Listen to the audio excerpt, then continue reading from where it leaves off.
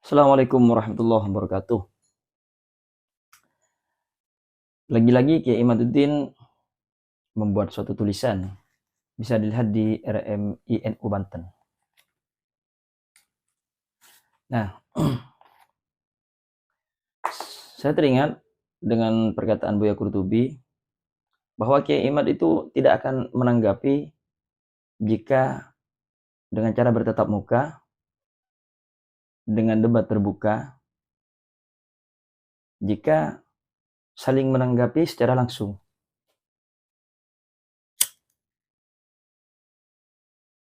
Dan beliau hanya akan menanggapi melalui tulisan, itu kata Buya Qurtubi. Dan memang demikian. Kita lihat faktanya memang saat Ustadz Wafi ingin melakukan debat, ingin berdiskusi dengan Kiai Imad tidak meladeni. Padahal sebelum-sebelumnya Kiai Imad mengatakan secara jelas, siapapun yang ingin berdebat tentang permasalahan ini akan beliau layani. Bahkan di Banten pun Kiai Imad tidak hadir dengan alasan yang beliau kemukakan. Nah, di tulisan ini menurut saya lucu tulisan Kiai Imad yang saat ini dibuat. Di mana beliau bercerita tentang simulasi persidangan penetapan nasab Ba'alawi. Jika simulasi itu digunakan pula kepada para keturunan Wali Songo, apakah bisa? Apakah nanti itu malah akan menjadi senjata makan tuan, menjadi bumerang? Saya akan membacakan tulisan Kiai Imad ini dan saya tanggapi dan saya beri komentar ya. Namun sebelumnya saya akan putar video dari salah seseorang yang menurut saya ini pantas untuk menjadi masukan bagi kita. Kita lihat videonya. Punjer Wali Songo, Syekh Jumatil Kubro itu ke atasnya sampai baginda Nabi Muhammad SAW secara urut, dan ke bawahnya para wali keturunan Syekh Jumatil Kubro ini juga tertulis. Jadi memang banyak perbedaan dengan pendapat-pendapat silsilah Wali Songo ini yang sudah disampaikan oleh para beliau sebelumnya. Tetapi saran saya sebagai orang tua ya, saya khawatir kalau perbedaan pendapat terus menjadikan kontroversi sikap, diantaranya saling hujat, saling caci maki, itu dampaknya sangat buruk bagi negeri tercinta Nusantara ini, karena generasi muda, anak-anak kita hari-hari akan tersuguhi kata-kata semacam itu ya. Nah, dari video ini kita bisa menilai kita harus adil ya. Jika memang kebenaran seperti itu ya harus semuanya diperlakukan seperti itu. Jika memang ada kesalahan dari oknum para habaib, para Ba'alawi, ada permasalahan, ya jelaskan permasalahannya apa, kesalahan mereka apa, oknum-oknum dari habaib ini. Itu yang dimintai titik terang. Kalau untuk masalah nasab, menurut saya itu tidak bisa untuk dipertentangkan. Ya, saya akan baca tulisan Kiai Imad. Ini judul tulisannya, Kitab Sezaman, Simulasi Peradilan Nasab. Kita lanjut langsung ya kepada simulasinya saja.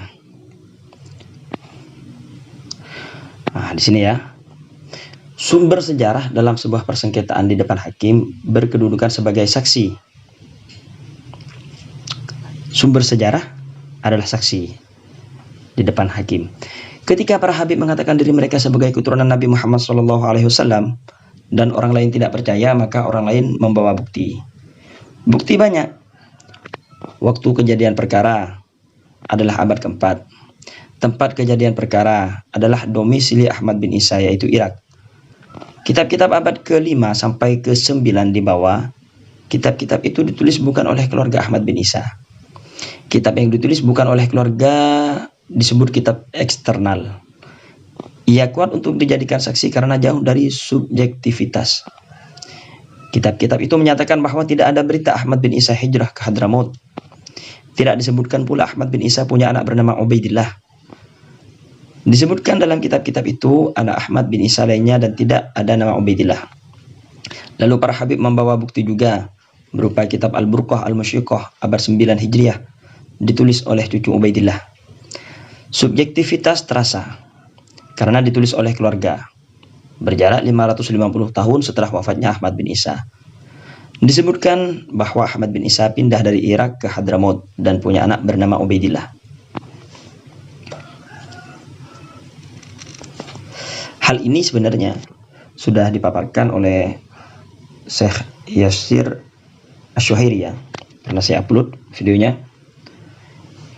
Melihat nampak tilas dari Ubaidillah atau Abdullah bin Ahmad bin Isa, kita bisa melihatnya dari jejak sejarahnya, jejak peninggalannya. Itu ada di Yaman. Yang lebih tahu tentang sejarah, jejak-jejak sejarah di suatu daerah, ya ahli penduduknya. Kalau di Yaman ya orang Yaman, di Surabaya ya orang Surabaya. Nah, terus ya, kalau Anda sebagai hakim itu, apa yang akan Anda pikirkan sebelum memutuskan berdasar bukti di atas? Kira-kira yang dipikirkan hakim sebagai berikut. Ini sudah mulai bermain narasi Kiai Imad. Pertama yang akan dipikirkan hakim adalah waktu kejadian perkara, yaitu abad 4 Hijriah. Kedua, tempat kejadian perkara, yaitu Irak. Orang-orang yang tidak percaya nasab habaib membawa bukti abad kelima, yaitu kitab Tahdhibul Ansab. Katakanlah ini golongan Kiai Imad membawa kitab Tahdhibul Ansab, Muntaqilatut Talibiyah, dan Al-Majdi. Hanya berjarak beberapa puluh tahun dari waktu kejadian perkara. Ditulis oleh dua orang yang berasal dari TKP, tempat kejadian perkara, yaitu Al-Ubaidili dan Al-Umari.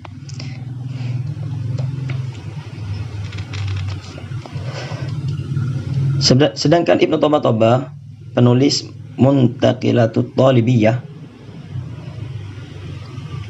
berasal dari Isfahan.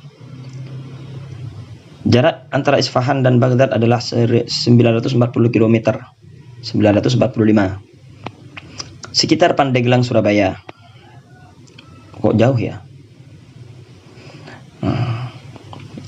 Ya kalau sekarang ini bisa dikatakan cukup dekat. Meskipun ya sekarang pun ini jauh, apalagi orang dulu. Bagi orang dulu ini sangat-sangat jauh. Di dalam kitab itu tidak disebut nama Ubaidillah sebagai anak Ahmad bin Isa. Lalu mereka membawa kitab sekunder abad ke-6, ke-7, ke-8, dan ke-9. Tidak ada dalam kitab-kitab itu disebutkan nama Ubaidillah sebagai nama anak Ahmad bin Isa. Lalu hakim bertanya kepada para habib, saksi pelapor telah memberi bukti dan saksi-saksi bahwa kakek kalian Ubaidillah bukan anak Ahmad bin Isa. Apakah kalian punya bukti bahwa Ubaidillah adalah anak Ahmad bin Isa? Sebenarnya ini penggiringan opini ya. Kitab-kitab yang dibawa oleh saksi-saksi itu tidak menyatakan bahwa Ahmad bin Isa tidak memiliki anak Ubaidillah. Ini kan beda narasinya. Kitab-kitab tersebut memberi bukti bahwa Ubaidillah bukan anak Ahmad bin Isa. Tidak demikian pemahaman secara yang kita fahami dari berbagai macam literatur ilmu nasab. Oke. Atau dari berbagai macam keilmuan yang lain. Tapi Kiai Imad menerasikannya seperti itu. Apakah kalian punya bukti bahwa Ubaidillah adalah anak Ahmad bin Isa? Kata hakimnya. Misalkan hakimnya ini Kiai Imad lah. Kalau Kiai Imad hakimnya ya bertanya seperti itu. Dijawablah sama para Ba'alawi, punya Pak Hakim, banyak. Mana? Kata hakim.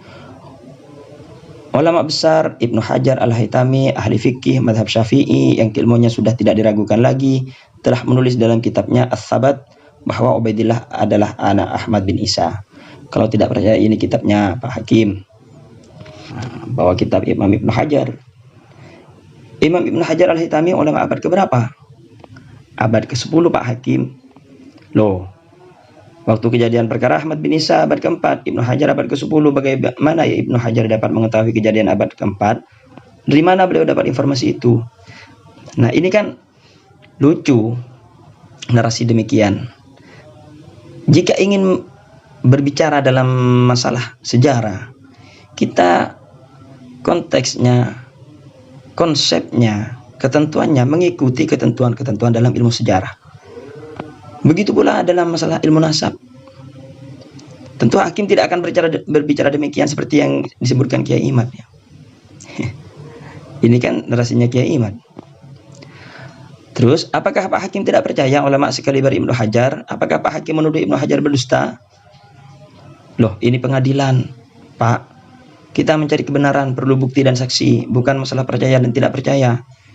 Bisa saja Ibnu Hajar mendapat informasi yang salah, lalu dengan husnudzon menerima berita itu. Apakah ada referensi yang lebih tua selain kitab Ibnu Hajar itu?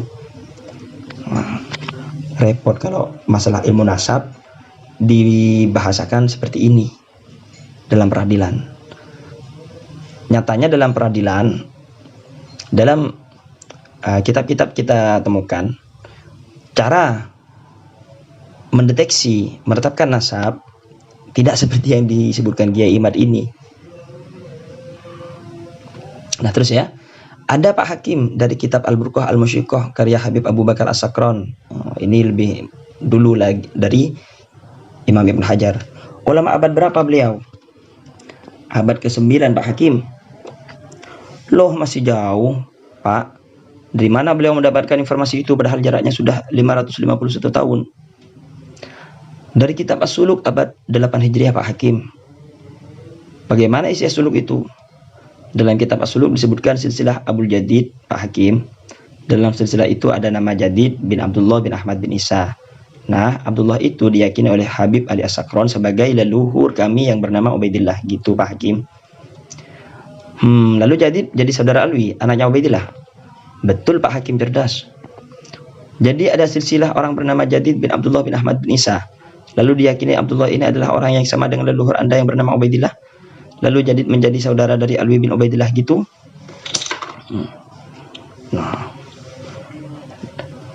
Nah, ini kan tidak sesuai apa yang disampaikan tadi.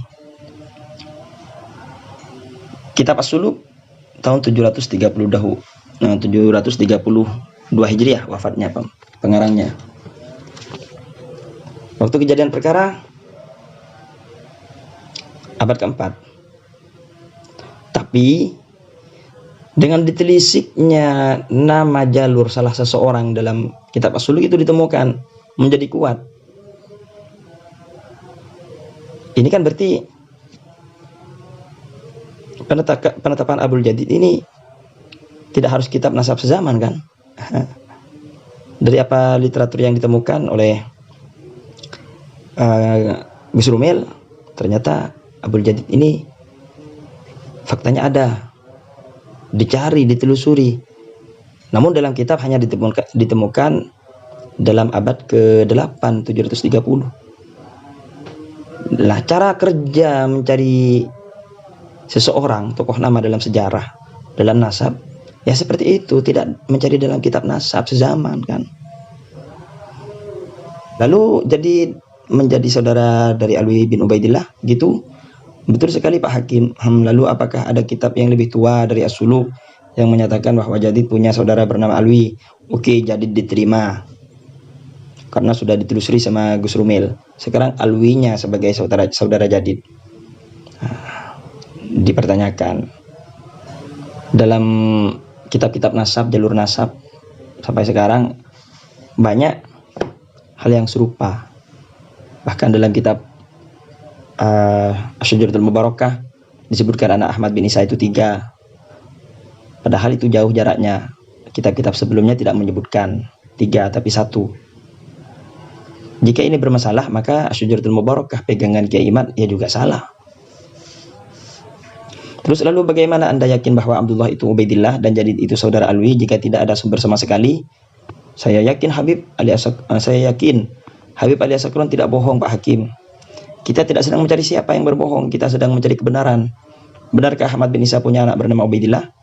Dari kitab As-Suluk yang Anda sebutkan tadi yang katanya ada nama Jadid bin Abdullah bin Ahmad bin Isa, dalam kitab As-Suluk yang saya punya tidak ada nama Abdullah. Yang ada adalah Jadid langsung bin Ahmad bin Isa. Jika cara ini dilakukan kepada keturunan Wali Songo, wah ini akan sangat-sangat berantakan. Hal ini akan sangat-sangat berantakan. Di mana kita melihat versi-versi nasab jalur nasab Ba'alawi itu, versi nasab keturunan Wali Songo itu banyak. Kalau dia suluk dibilang beda-beda isinya, ya dalam jalur nasab keturunan Wali Songo dan Wali Songo pun berbeda banyak versinya. Jadi saya bukan mau menjelek-jelekkan Wali Songo dan keturunannya, tapi ini perlakuan yang harus diperlakukan secara adil begitu. Nah ini cukup banyak. Intinya ini cuma dagelan tulisan, tidak pantas untuk diterima atau dibenarkan narasi-narasi seperti ini. Ya demikian, kurang lebihnya saya mohon maaf. Selanjutnya bisa Anda lihat sendiri di RMI NU Banten. Judulnya tersebut, Kitab Sezaman Simulasi Peradilan Nasab. Kurang lebihnya saya mohon maaf. Akhirnya, wassalamualaikum warahmatullahi wabarakatuh.